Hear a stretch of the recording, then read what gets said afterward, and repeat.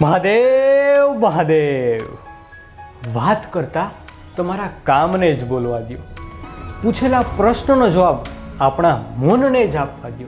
અરે સમાજને જે તોલવું હોય તોલવા દો, એને પણ થોડીક એની મજા તો લેવા દો. આ સાથે જ આપણી રમતની શરૂઆત કરીએ.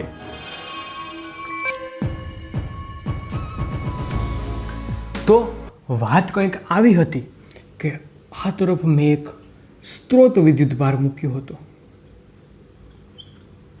અને એવું આપણને જાણવા મળ્યું હતું કે આ સ્ત્રોત વિદ્યુત ભાર પોતાની આસપાસના વિસ્તારમાં એક જાળા જેવી રચના એટલે કે વિદ્યુત ક્ષેત્ર રજૂ કરે છે.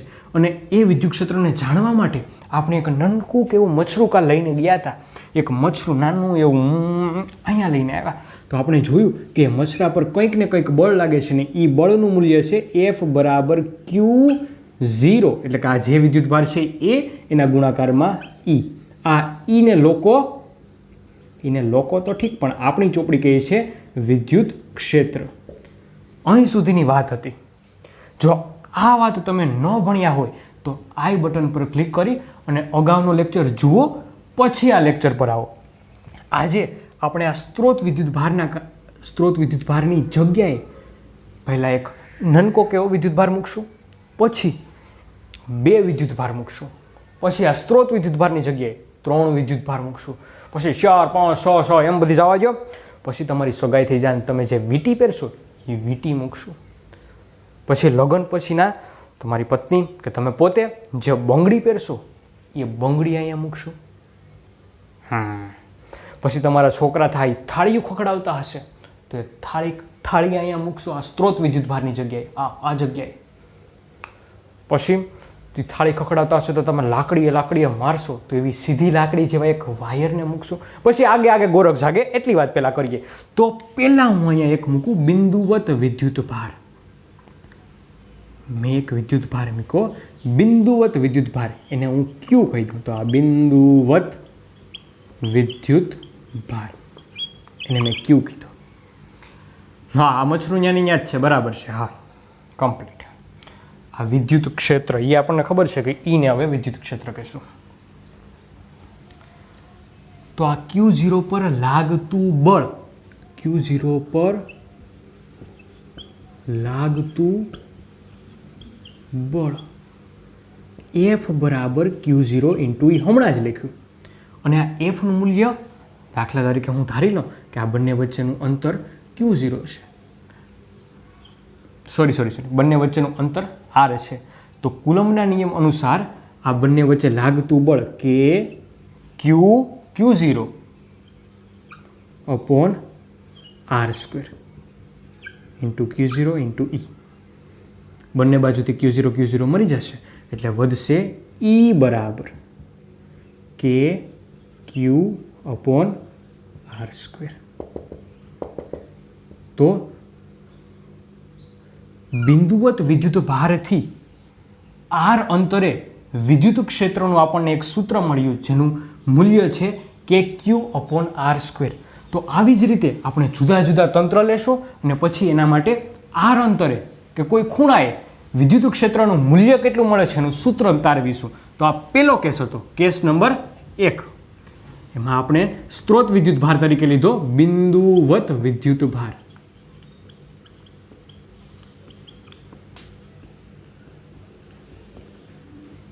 તો એનું મૂલ્ય મળ્યું કે Q અપોન R². અહીં ધ્યાન રાખવા જેવી વસ્તુ તો કે આ મૂલ્ય જે તમે મછરું ઉપયોગ કર્યું છે કે વિદ્યુત ક્ષેત્ર છે કે નહીં એ જાણવા માટે જે મછરાનો તમે જે ઉપયોગ કર્યો એ મછરાથી આ મૂલ્ય સ્વતંત્ર છે. તો જો આ મછરા પર અનુભવાતું વિદ્યુત ક્ષેત્રનું મૂલ્ય પરીક્ષણ વિદ્યુત ભાર એટલે નવું નહીં, આ મછરાને સારી ભાષામાં પરીક્ષણ વિદ્યુત ભાર કહે છે માટે લખું પરીક્ષણ વિદ્યુત ભારથી સ્વતંત્ર.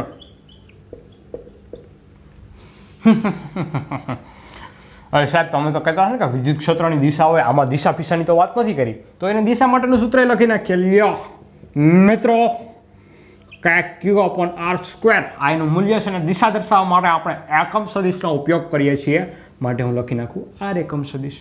આમ ન હાલે, આમ તો ગોધારી કરી નાખે, આમ નહીં. તો જો આ બિંદુવત વિદ્યુતભાર જે લીધો સ્ત્રોત વિદ્યુતભારની જગ્યાએ જો એ પોઝિટિવ હશે એટલે કે Q પ્લસ હશે તો વિદ્યુત ક્ષેત્રની દિશા દૂર જતી દિશામાં એટલે કે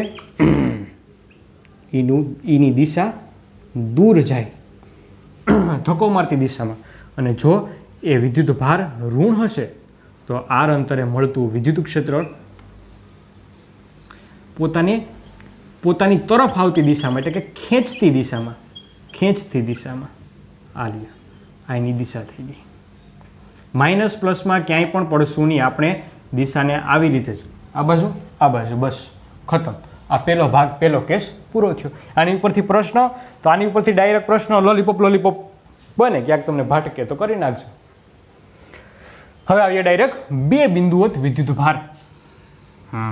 હા આ એક વિદ્યુતભાર એની જગ્યાએ હું મૂકું બે વિદ્યુતભાર. તો બે વિદ્યુતભાર હોય તો વિદ્યુત ક્ષેત્રની ગણતરી કઈ રીતે થાય એની વાત કરીએ. બે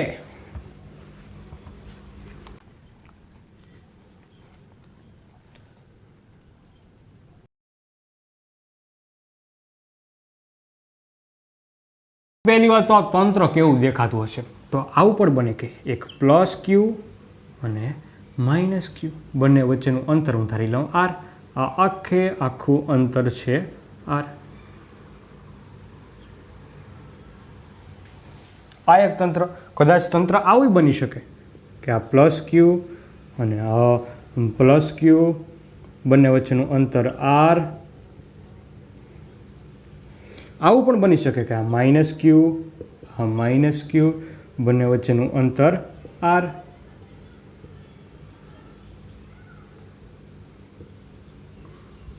આ ત્રણ તંત્ર, આ બે બિંદુ, હા એનું મૂલ્ય પણ બદલાઈ શકે પણ અત્યારે આપણે સિમ્પલ કેસ લીધા તો આ બે બિંદુવત વિદ્યુતભાર ધરાવતું આ એક તંત્ર થઈ ગયું. આ એક પહેલું તંત્ર, આ બીજું તંત્ર, આ ત્રીજું તંત્ર. તો આવા તંત્રો માટે બે ફેમસ પ્રશ્ન છે. પહેલો પ્રશ્ન કે કેન્દ્ર પર વિદ્યુત ક્ષેત્રનું મૂલ્ય કેટલું?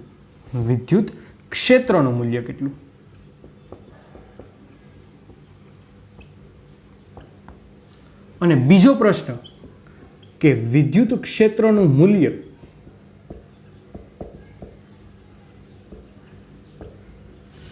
કયા બિંદુએ શૂન્ય હશે?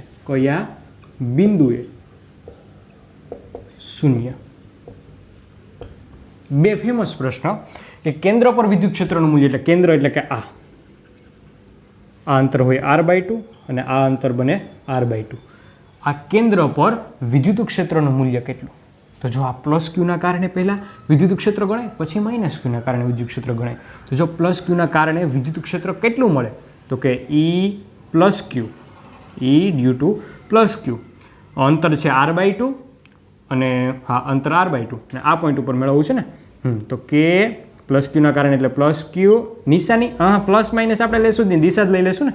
અત્યારે તો હું ખાલી મૂલ્યની વાત કરું તો માટે લખું કે ક્યુ અપોન r/2 સ્ક્વેર. થોડુંક એવું સાદુરૂપ નથી આપવું, લ્યો મારી મરજી નથી આપવું, r/2 સ્ક્વેર. એવી જ રીતે આના માટે લખું તો E ડ્યુ ટુ માઇનસ ક્યુ કે ક્યુ અપોન r/2 સ્ક્વેર. હમણાં જ ભેડા અહીંયા જ લખી દઉં. મૂલ્યની વાત કરી મેં, હવે દિશાની વાત કરીએ. પ્લસ ક્યુના કારણે આ સેન્ટર પર લાગતું વિદ્યુત ક્ષેત્ર પ્લસ ક્યુના કારણે દૂર જતી દિશામાં, તો આ દૂર જતી દિશામાં E પ્લસ ક્યુ હશે દૂર જતી દિશામાં. માઇનસ ક્યુના કારણે પોતાની તરફ ખેંચતી દિશામાં, તો લ્યો આ ખેંચતી દિશામાં.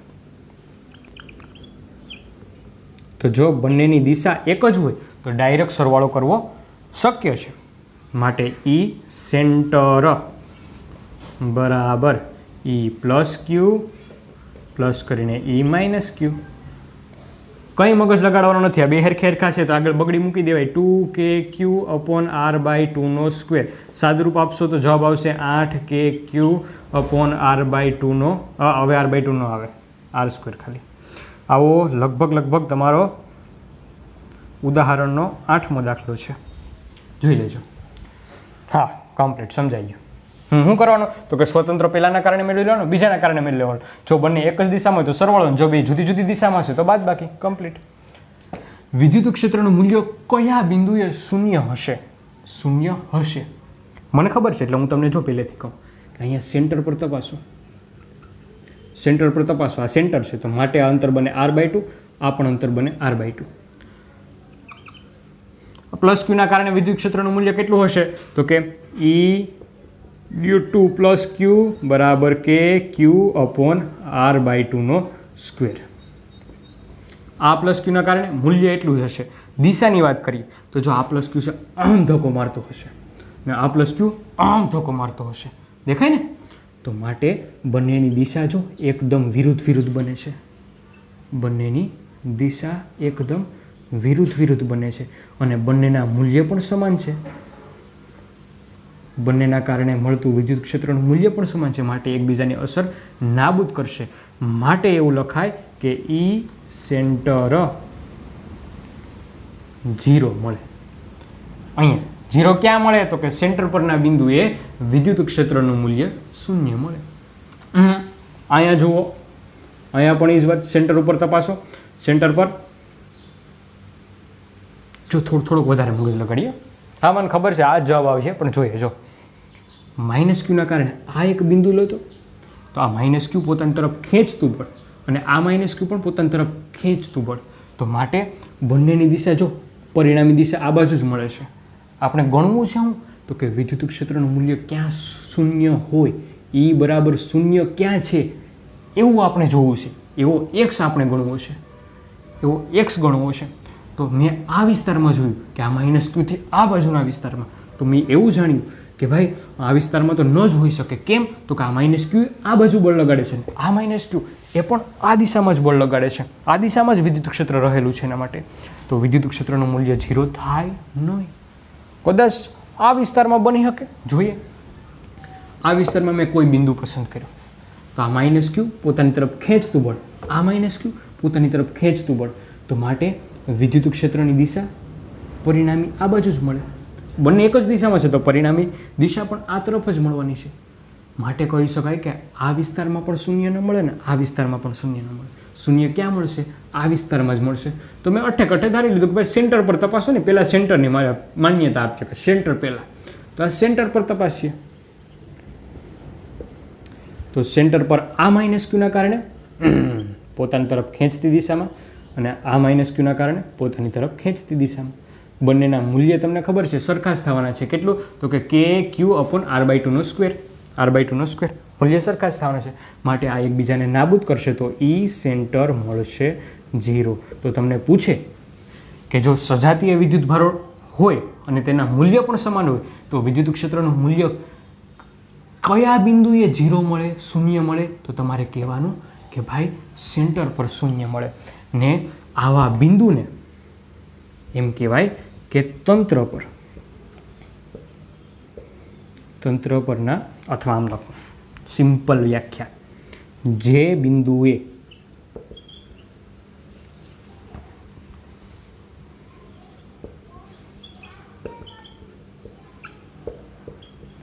વિદ્યુત ક્ષેત્રનું મૂલ્ય શૂન્ય મળે તે બિંદુને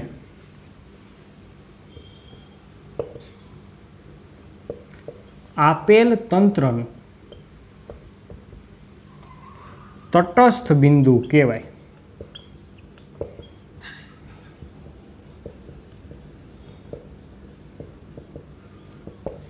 લ્યો, તો હવે ખરા અર્થમાં ટોપિક ચાલુ થયો છે તટસ્થ બિંદુ. આ જ ભણવાનું છે આજે. હવે લેક્ચર ચાલુ થયો છે. અત્યાર સુધી ઠીકઠાક હતું બધું. તટસ્થ બિંદુ આપણે ભણવાનું છે. ઉદાહરણો નહીં પણ સ્વાધ્યાયનો 8મો દાખલો આના પરથી છે.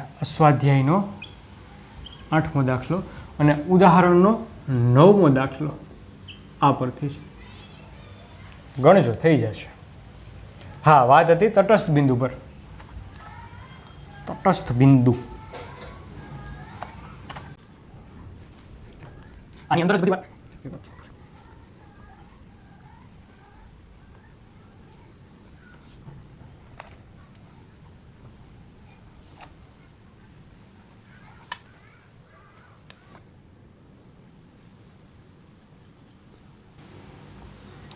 અંગ્રેજીમાં એને કહેવાય નલ પોઈન્ટ. Null point.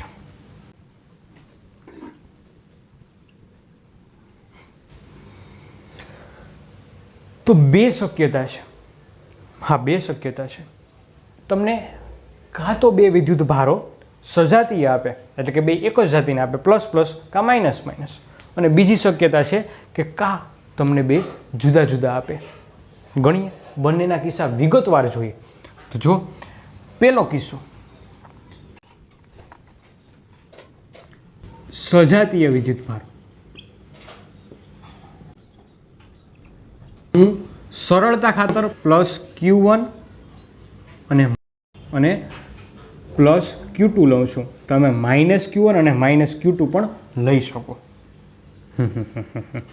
બંને વચ્ચેનું અંતર માની લીધું મેં કે R છે. ભાઈ, આપણું કામ શું છે? તો કે નલ પોઈન્ટને ગોતવું, તટસ્થ બિંદુને ગોતવું કે કઈ જગ્યાએ કયા બિંદુએ વિદ્યુત ક્ષેત્રનું મૂલ્ય છે એ 0 થશે. કોને કહેવાય? તો કે વિદ્યુત ક્ષેત્રનું મૂલ્ય 0 હોય એવા બિંદુને, જે બિંદુએ વિદ્યુત ક્ષેત્રનું મૂલ્ય 0 હોય એવા બિંદુને તટસ્થ બિંદુ કહેવાય.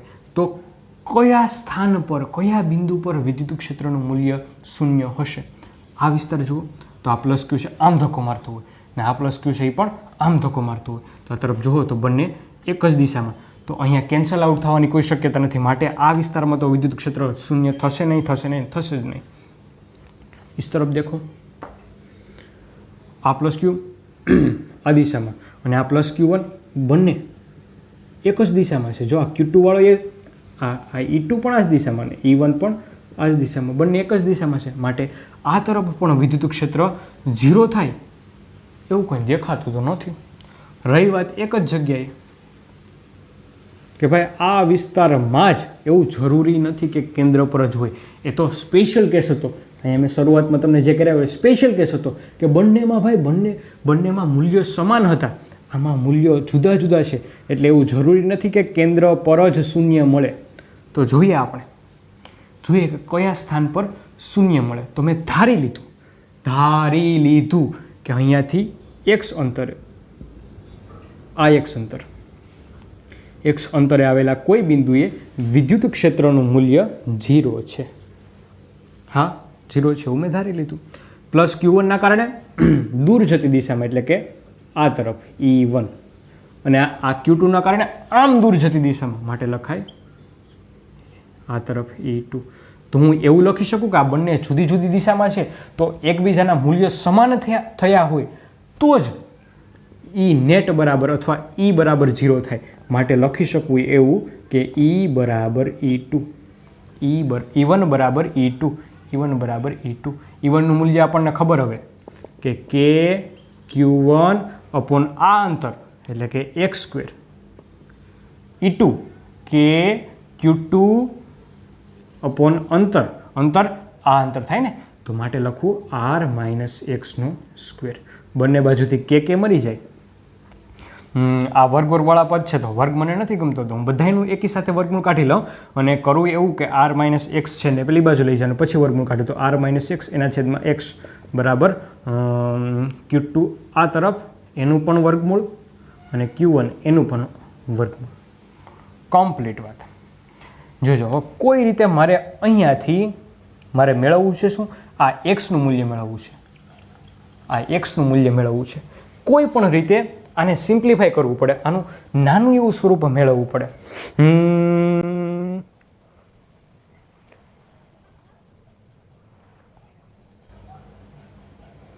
હું એવું કરું કે આ છેદને અંશમાં ઉમેરું. જોજો,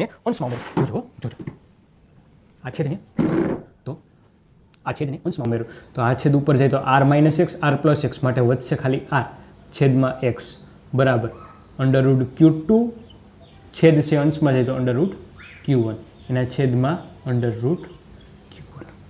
કમ્પ્લીટ. તો જો આ x ને હવે કરતા બનાવો, હવે હેલું બની ગયું. x ને કરતા બનાવો તો x બરાબર મૂલ્ય મળે આપણને, આપેલી બાજુ જાય આ ઉપર આવે તો લખાય એમ √Q1 એના છેદમાં √Q1 પ્લસ √Q2 અને R છે ગુણાકારમાં. તો કંઈક આવું ભૂતડા જેવું આવ્યું, કંઈક આવ્યું. આ કયા અંતરથી છે, કયા બિંદુ, કયા વિદ્યુતભારથી અંતર છે? તો એ છે Q1 થી. તો માટે હું લખું કે જો તમે Q1 થી અંતર કાઢશો તો તમને એનું મૂલ્ય, એ અંતરનું મૂલ્ય, એ અંતર મળશે √Q1 અપોન કરીને √Q1 + Q2 ઇન્ટુ કરીને R, ઇન્ટુ કરીને જે બંને વચ્ચેનું અંતર હોય. જો તમે સાદુરૂપ આપશો એટલે કે x Q2 થી મેળવશો તો ખરેખર x Q2 એટલે R - x કરશો, એનું સાદુરૂપ આપશો તો તમને મૂલ્ય મળશે √Q2 અપોન √Q1 પ્લસ કરીને √Q2 ઇન્ટુ કરીને R. આ બે સૂત્ર મળ્યા. ભલે દેખાવામાં ભયાનક દેખાતા હોય પણ અઘરા નથી. આનું ઉદાહરણ લેવું હોય તો જો હું તમને એક પ્રશ્ન પૂછી લઉં એટલે હેલું પડી જાય કે આ બાજુ 4Q છે, આ બાજુ Q છે, બંને વચ્ચેનું અંતર છે 20 સેન્ટીમીટર છે. તો કયા બિંદુએ આ 4Q થી કયા બિંદુએ વિદ્યુત ક્ષેત્રનું મૂલ્ય 0 હશે? તો E4Q બરાબર √4Q પ્લસ કરીને √4Q પ્લસ કરીને √Q ઇન્ટુ કરીને R એટલે કે 20 સેન્ટીમીટર. સાદુરૂપ આપો તો આનું વર્ગમૂળ નીકળે છે 2Q. આમ લખાય 2Q. હા, 4નું વર્ગમૂળ કાઢો તો 2 ને આ Qનું વર્ગમૂળ ન નીકળે એટલે √Q એમને. આ બંનેમાંથી આનું વર્ગમૂળ કાઢો તો 2, આનું વર્ગમૂળ ન નીકળે એટલે Q √એમને પ્લસ કરીને √Q એમને ઇન્ટુ કરીને 20 સેન્ટીમીટર. હવે બંને જો ઉપર નીચે QQ છે કોમન કાઢીને ઉડાડી મૂકો તો વધશે 2, અહીંયા 3 ગુણાકારમાં 20. હવે સાદુરૂપ આપી દેજો, જે જવાબ આવે સેન્ટીમીટરમાં. હેલો જ છે. જો તમને ગુજકેટમાં અથવા તો બોર્ડના MCQમાં પૂછે તો તમે ડાયરેક્ટ સૂત્ર મારી શકો, પણ જો તમને આ પ્રશ્ન થિયરીમાં પૂછે, દાખલામાં પૂછે તો તમારે આ સાબિતી આપવી પડે. સાબિતી આપતી વખતે ધ્યાન એ રાખવાનું કે અંતર મૂકી દેવાનું.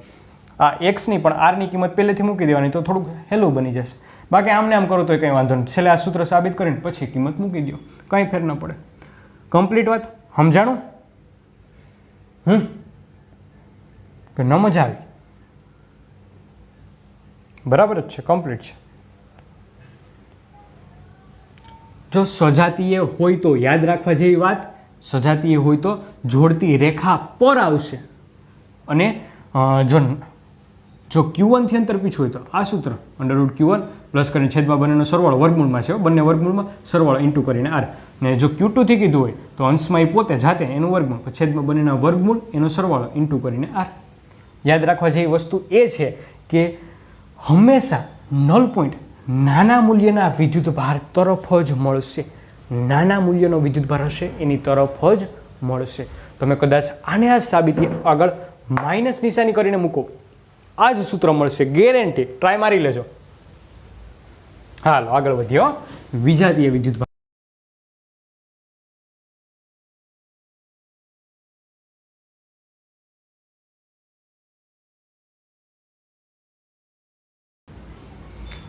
તો આ -Q1 પ્લસ કરીને Q2 બંને વચ્ચેનું અંતર મેં ધારી લીધું છે કે R છે.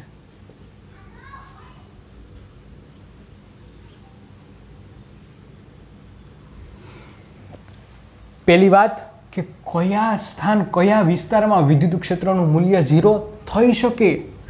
તો જુઓ આ વિસ્તાર. આમથી શરૂઆત કરીએ. હાલો, આ વિસ્તાર જુઓ, -Q1 ના કારણે પોતાની તરફ અને Q2 આના કારણે આ તરફ. હા, કેન્સલ આઉટ થઈ શકે છે. આ 1 ના કારણે ખેંચતી દિશામાં, 2 ના કારણે દિશામાં થઈ શકે છે. આ તરફ જુઓ તો આ તરફ પહેલા જોઈએ. Q2 ના કારણે દૂર જતી દિશામાં એટલે E2 દૂરની દિશામાં, અને Q1 ના કારણે ખેંચતી દિશામાં, તો આ ખેંચતી દિશામાં. હા, અહીંયા પણ 0 થઈ શકે છે. આ વિસ્તારમાં તો જો કોઈ પણ બિંદુ મેં લીધું, આ બિંદુ લીધું તો Q1 પોતાની તરફ ખેંચશે એટલે કે E1 આ તરફ, અને Q2 એ પણ ધક્કો મારશે તો માટે એ પણ આ જ દિશામાં એટલે E2. તો અંદરના વિસ્તારમાં ભાઈ 0 નહીં બની શકે. અંદરના વિસ્તારમાં વિદ્યુત ક્ષેત્ર 0 નથી થતું. આ બહારના વિસ્તારમાં જ બને છે. તો એક વાત યાદ રાખવાની, હમણાં જ મેં તમને કીધું કે નલ પોઈન્ટ તટસ્થ બિંદુ કે નાના મૂલ્ય ધરાવતા વિદ્યુત ભારની નજીક હશે તો જોવાનું કે નાનું મૂલ્ય કોનું છે, આનું છે કે આનું છે. દાખલા તરીકે આ 10 હોય અને આ 5 હોય તો આ તરફ મળશે. જો આ 15 હોય ને પેલો 25 હોય તો પણ આ તરફ મળશે. જો આ 50 હોય ને પેલો 100 હોય તો આ 50 હોય ને પેલો 100 હોય તો પણ આ તરફ મળશે. ઓલો નાનો હોય ને આ મોટો હોય તો એ તરફ મળશે. પણ જે નાનો વિદ્યુતભાર હશે એની નજીક નલ પોઈન્ટ હશે, નાના વિદ્યુતભારની નજીક હશે. તો હું એવું ધારી લઉં છું કે આ Q1નું મૂલ્ય આમાં ક્યાંક લખી નાખું, ધારી લઉં, આ ધારેલું કે Q1 આ માઇનસ Q1નું મૂલ્ય એના કરતાં Q2 છે એનું મૂલ્ય ઘણું મોટું છે, માટે આ વિસ્તારમાં વિદ્યુત ક્ષેત્ર 0 હશે એવું મેં માની લીધું. આ વિસ્તારમાં વિદ્યુત ક્ષેત્ર 0 બનશે અને આ અંતરને મેં કહી દીધું x. ખરેખર આપણે આને xQ1 કહેશું, પણ અત્યાર પૂરતી સાબિતી પૂરતી x રાખો. તો આ વિસ્તારમાં E બરાબર 0 બને છે, તો માટે હું અહીંયા લખું કે E બરાબર 0. ખરેખર કયા બે વિદ્યુત ક્ષેત્ર છે, કે માઇનસ Q1ના કારણે આ દિશામાં અને પ્લસ Q2ના કારણે દૂર જતી દિશામાં, તો E2. તો જો બંને સમાન મૂલ્યના બન્યા હોય તો જ આ વિદ્યુત ક્ષેત્રનું પરિણામી મૂલ્ય 0 થતું હોય, માટે લખું E1 બરાબર E2. હા, કમ્પ્લીટ. તો E1નું મૂલ્ય કે Q1 અપોન x², E2નું મૂલ્ય કે Q2નું આ અંતરે મૂલ્ય કે Q2 અપોન, જો હવે r માઇનસ x નહીં રહી, r ને આ અંતર છે ને વધારાનું આ અંતર છે તો r પ્લસ x² રહેશે. સમજાય વાત? હવે હું લઈ ગયો r પ્લસ x. કમ્પ્લીટ. યોગ વિયોગ જ મેં કર્યો હતો, કાઉન્સમાં લખું એટલે લખી નાખજો, યોગ વિયોગ જ કર્યો હતો. પણ આ વખતે હું સરવાળો ન કરતા બાદબાકી કરું. બાદબાકી કરું એટલે કે આ છેદ અંશમાંથી બાદ કરું. નિયમ છે, હો ભાઈ, ફાકા નથી મારે, તમારા ઘરના નિયમ નથી, ગણિતમાં આવતું બીજગણિતનો ભાગ છે આ, કે છેદ અંશમાંથી હું બાદ કરું. તો આ છેદ અંશમાંથી બાદ કરું તો ખાલી વધો r. આ છેદ અંશમાંથી બાદ કરું તો Q2 માઇનસ Q1. હવે x ને કરતા બનાવો, તો x ને કરતા બનાવો તો x બરાબર √Q1 √Q2 ઇન્ટુ કરીને r. સરવાળો નથી, ક્યાંક ક્યાંક બાદ બાકી છે. હા, વાંધો નહીં સાહેબ, તમે ઊંધા સીધા કરી નાખ્યા, કંઈ વાંધો નહીં, અહીં મોડ લગાડી દો, હાલી જાય. હો, હા, સૂત્ર ગોખવા પૂરતી હારી જાય. કદાચ મેં આનું ઊંધું ધાર્યું હોત તો આ સૂત્ર મળે, આવું ધાર્યું તો આવું એમ. અહીંયા મોડ ધાર નાખા, મને ખબર છે ભાઈ યાર, અહીંયા Q2 માઇનસ Q1 છે, મેં ઊંધા કરી નાખ્યા, મોડ લગાડી દો સૂત્રમાં. હો, હા, બંને માટે હાલશે, સંપૂર્ણ સાચું છે. અને સભાન અવસ્થામાં કહું છું કે આ Q1 થી અંતર તમારે જોતું હોય તો આ સૂત્રની મદદથી મેળવી શકો, અને x Q2 થી અંતર જોતું હોય તો √Q1 માઇનસ √Q2 ઇન્ટુ કરીને r. ધ્યાનમાં રાખવા જેવી વાત પહેલી કે ભૂલની ભૂલથી પણ -5 છે, એ -5 ને તમે અહીંયા ઠોકી નહીં દેતા. અહીંયા ખાલી મૂલ્ય જ મૂકવાનું છે, કોડાવ ખાલી મૂલ્ય લખવાનું છે. લ્યો, ઉદાહરણ લેવું જ લઈ લે, ક્યાં ના છે. 16 માઇક્રોકુલમ અને 9 માઇક્રોકુલમ, -9 માઇક્રોકુલમ. ખબર પડી જવી જોઈએ કે વિદ્યુત ક્ષેત્ર અલ્લી દિશામાં મળશે, અલ્લી દિશામાં. તો આ અંતર મેં લીધેલું છે 20 સેન્ટીમીટર, નહીં 10 સેન્ટીમીટર રાખવું છે ભાઈ, 10 સેન્ટીમીટર. આ બાજુની ક્યાંક x અંતરે, આનાથી ક્યાંક x અંતરે વિદ્યુત ક્ષેત્રનું મૂલ્ય 0 હોવું જોઈએ. કેમ? તો કે બે વિજાતીય છે ને વિજાતીય માટે આપણે કીધું કે બહારની તરફ મળે છે, બહારની તરફ મળે છે, માટે આ બહારની તરફ ને કોની નજીક, તો કે નાનો વિદ્યુતભાર, નાનું મૂલ્ય ધરાવતા વિદ્યુતભારની નજીક મળે છે, માટે આ નાના વિદ્યુતભારથી મેં નજીક લીધું. તો આ એક્સનું મૂલ્ય ગણવું હોય તો આ -9 વાળાથી ગણવું છે ને, તો લખો માઇનસની શું જરૂર છે યાર, ખાલી આમ જ લખી નાખો કે x 9 માઇક્રોકુલમથી મેળવવું છે, તો વર્ગમૂળમાં 9 માઇક્રો નથી લખવા. કેમ? તો કે માઇક્રો બે છે એટલે આમાં ઉડી જશે. તો 16 માઇનસ કરીને 9 ઇન્ટુ કરીને 10 સેન્ટીમીટર. 9નું વર્ગમૂળ કાઢો તો 10, 16નું ચોકે 16, 4 માઇનસ 3 ઇન્ટુ કરીને 10, 3 છેદમાં 1 ગુણાકારમાં 10 જવાય 30 સેન્ટીમીટર. તો આ 9 માઇક્રોકુલમથી 30 સેન્ટીમીટરના અંતરે વિદ્યુત ક્ષેત્રનું મૂલ્ય 0 બને છે. તો એ એનું નલ પોઈન્ટ બન્યું. 30 સેન્ટીમીટર દૂર નલ પોઈન્ટ આવેલું છે. આ પ્રશ્ન પૂછાણો હતો ગુજકેટ 2013માં. આના પહેલાં ઉદાહરણમાં જે પ્રશ્ન મેં તમને કીધો હતો, આ જગ્યાએ મેં તમને જે પ્રશ્ન કીધો હતો એ પ્રશ્ન પૂછાણો હતો જુલી 2019માં. ખેલ ખતમ, પૈસા હજમ, પૂરી થઈ વાર્તા. ભભડોર ચારતા, સપટી વગાડતા. જો બોર્ડની થિયરીમાં કે બોર્ડમાં દાખલા સ્વરૂપે પૂછે તો આખી સાબિતી આપવાની ને પછી આ વાત લખવાની. નહીંતર તમે બીજી રીતે કરી શકો કે આ પહેલેથી જ કિંમત મૂકીને પછી સાદુરૂપ આપો તો હેલું બની જાય. થોડુંક તારો તો મને કંઈ વાંધો નથી. એક વખત રીકેપ અપાવી દો. રીકેપ આવે ને સિરિયલોમાં, રીકેપ.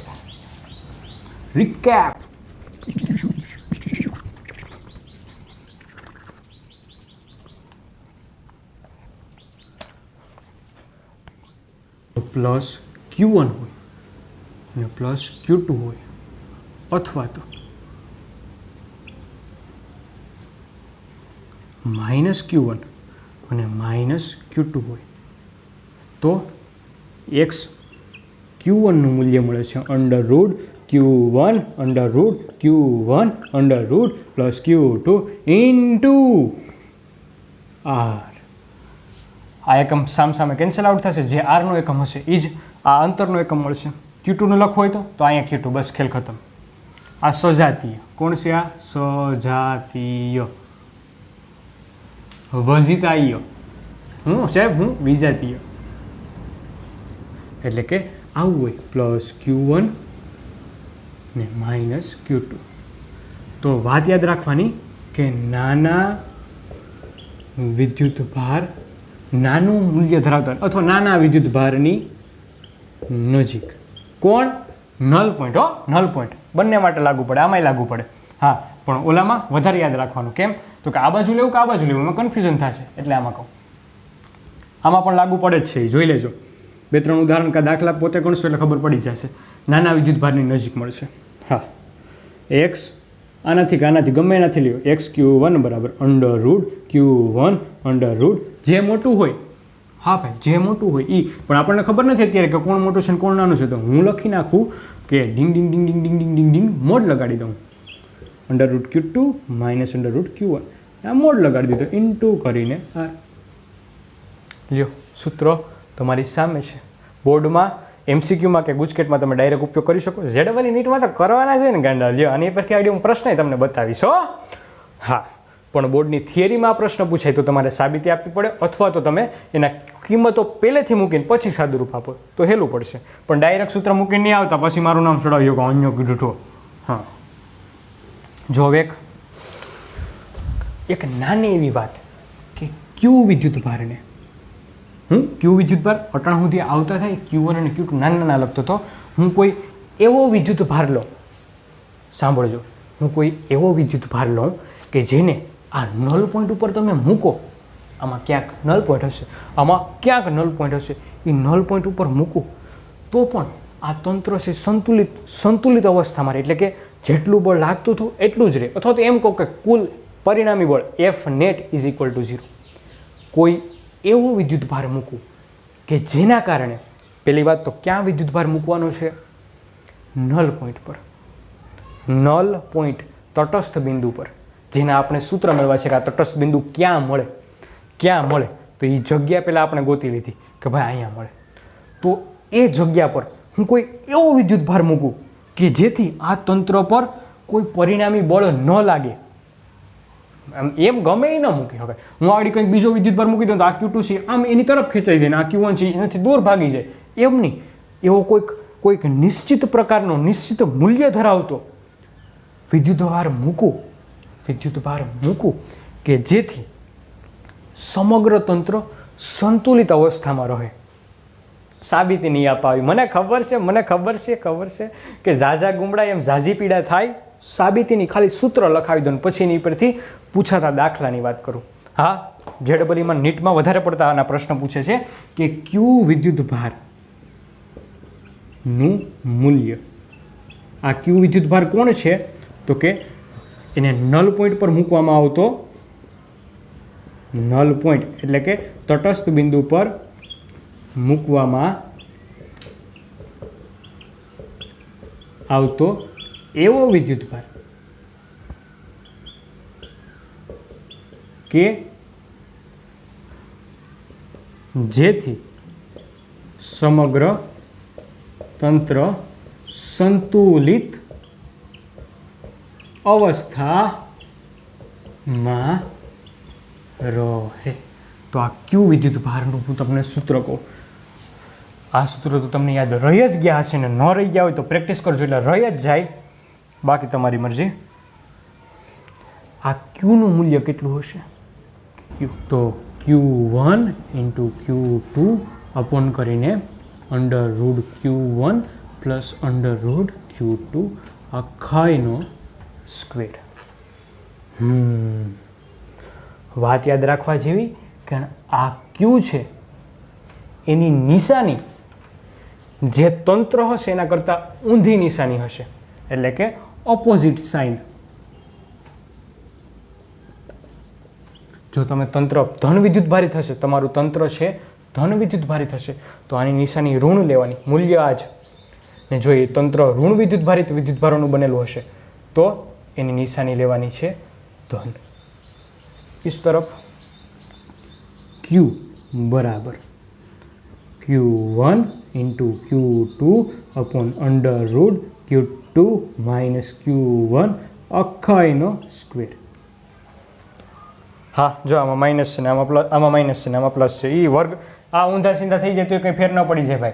हूँ थाय माथे वर्ग करो એટલે આ ફેડા ધન થઈ જ જાય.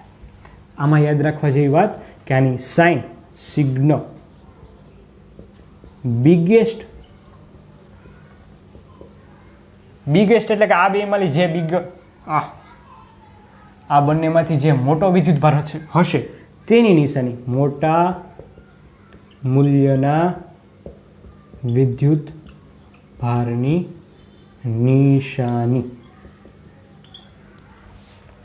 જે મોટા મૂલ્યનો આ બંનેમાંથી જે મોટો હોય એની નિશાની આ ક્યુને લાગશે. બાકી એનું સૂત્ર તમારી સામે છે. ખાસ યાદ રાખવા જેવું છે, ખાસ યાદ રાખવા જેવું છે. હા ભૂલીને જ જવાનું. આડી તમને કહું કેવા કેવા પ્રશ્ન પૂછાણાય.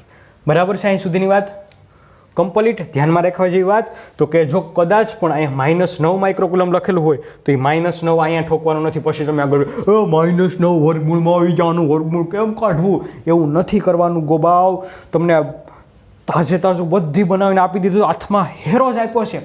ખાઈ જ જાઓ. પછી એમાં તમે કાજુ બદામ ન ગોતો, લઈ જ લો. યો હવે પૂછાયેલા પ્રશ્નો જોઈએ. તો આ રહી રકમ તમારી સામે કે બે સમાન વિદ્યુતભાર ક્યુને જોડતી રેખા પરના મધ્યબિંદુએ, બે સમાન વિદ્યુતભાર ક્યુ છે એને જોડતી રેખા પરના મધ્યબિંદુ એટલે કે મધ્યબિંદુએ તમને ખબર હોવી જોઈએ કે બંને સમાન વિદ્યુતભાર છે તો એનું મધ્યબિંદુ હશે એ જ ખરેખર નલ પોઈન્ટ હશે. નલ પોઈન્ટ એટલે કે તટસ્થ બિંદુ હશે. તો આ મધ્યબિંદુએ ક્યુ વિદ્યુતભાર મૂકતા, અહીંયા કોઈ ક્યુ વિદ્યુતભાર મૂકતા સમગ્ર તંત્ર સંતુલિત અવસ્થામાં રહે છે. જો આ લાઈન જો વાંચો, સમગ્ર તંત્ર સંતુલિત અવસ્થામાં રહે છે. તો તમારા શરીરમાં રહેલા એક નાનકડા એવા મગજમાં ઝીણકી કેવી બત્તી થવી જોઈએ કે આ જે આપણે ઓલા મોટા ક્યુની વાત કરતા થાય એની જ વાત કરે છે. મોટા ક્યુની વાત કરતા થાય એ જ મોટો ક્યુ, પણ એ ખરેખર અહીં નાનો બનીને આવ્યો છે. તો સંતુલિત અવસ્થામાં રહે છે. તો આ નાના ક્યુનું મૂલ્ય કેટલું હોય? તો જો છેતરાવા હાટો થઈને ક્યુ ખાલી બદલાવી નાખ્યા ને અહીંયા આપણે Q1 અને Q2 લખતા હતા. આ ધારી લઈએ આપણી રીતે કરીએ. લ્યો ને આ Q1 આ Q2 ને આને આપણે કેપિટલ ક્યુ ધારતા હતા ને, આને આપણે કેપિટલ ક્યુ ધારતા હતા. અહીંયા જે મૂકવામાં આવે નલ પોઈન્ટ પર એને કેપિટલ ક્યુ ધારતા હતા ને ઈ કેપિટલ ક્યુનું આપણે મૂલ્ય લખ્યું હતું કે અંડરરૂટ નથી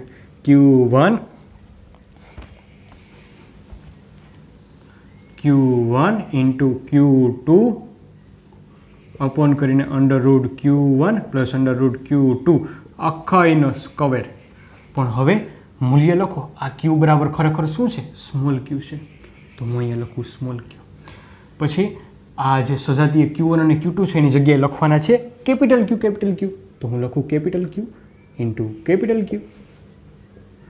અહીંયા capital Q into capital Q. સાદું રૂપ આપો તો under root Q one under root Q one તો 2 અંડર રૂટ કેપિટલ ક્યુ આખાઈનો વર્ગ કરો તો આ વર્ગમૂળ કેન્સલ આઉટ થાય ને 2નો વર્ગ કરો એટલે 4 તો આવી રીતે લખાય 4q એક ક્યુ ને આ વર્ગ બંને ગયો એટલે q/4 આખી વીંચીને ડાયરેક્ટ બી ઓપ્શન નહીં કરી દેતા. મેં તમને કીધું કે આની નિશાની જે તંત્રની નિશાની કરતાં જુદી હશે, તંત્રની નિશાની કરતાં વિરુદ્ધ. ક્યુ તંત્ર છે આ સજાતીય છે તો સજાતીયમાં આ જ વાત કરી હતી ને આપણે કે તંત્રની નિશાની કરતાં વિરુદ્ધ, એટલે વિરુદ્ધ નિશાની આવવી જોઈએ. વિરુદ્ધ નિશાની એટલે ખરેખર આનું મૂલ્ય હશે માઇનસમાં હશે.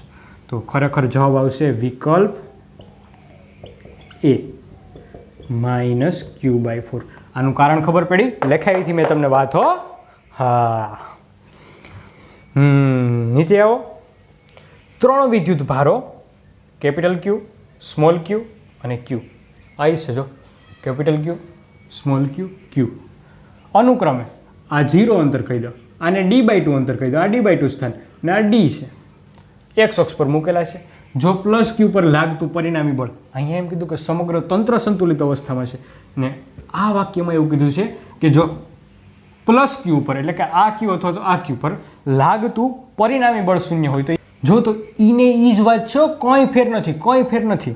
આ ખાલી બદલાવ્યું છે. પહેલાં તમને સીધું કહી દીધું હતું કે આંબા પરથી કેરી પડે છે ને હવે તમને એમ કીધું કે એક ઝાડ છે કે જેની ઉપરથી કેરી પડે તો નક્કી આંબો જ હોય. તો ફેરવીને વાત કરી કે ભાઈ પરિણામી બળ 0 છે તો આ જ વાત થઈ છે.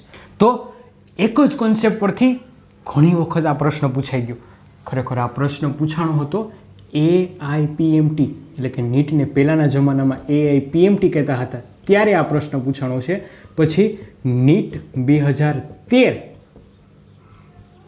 અને JEE જ્યારે લોકો AIEEE કહેતા હતા ત્યારે 2002માં આ પ્રશ્ન પૂછાઈ ગયો. વળી આ પ્રશ્ન તાજેતરમાં જ એના જેવો જ પ્રશ્ન 09 એટલે કે 9 જાન્યુઆરી 2019માં સવારની પાળીમાં આ પ્રશ્ન પૂછાઈ ગયો. લ્યો, તો આજની વાર્તા બસ અહીં સુધી જ. તમારા માટે એક નાનકડો એવો પ્રશ્ન તમારે મને જવાબ કહેવાનો છે નેક્સ્ટ ટાઈમ કે મિત્રો જો આ -q હોય અને આ +q હોય, બંને વચ્ચેનું અંતર છે r હોય તો નલ પોઈન્ટ ક્યાં મળે આ વાત તમારે મને કહેવાની છે. નલ પોઈન્ટ ક્યાં મળે એ વાત તમારે મને કહેવાની છે. તો વિચારો, થાય તો કરજો, ન થાય તોય ટ્રાય તો કરજો. તો મળશું હવે નવા લેક્ચરમાં. ત્યાં સુધી વાંચતા રહ્યો, ફરતા રહ્યો, રખડતા રહ્યો, જે મનમાં આવે એ કરો, પણ સાથે સાથે ભણવાનું પણ કરો. ત્યાં સુધી ડાયરાને રામ રામ.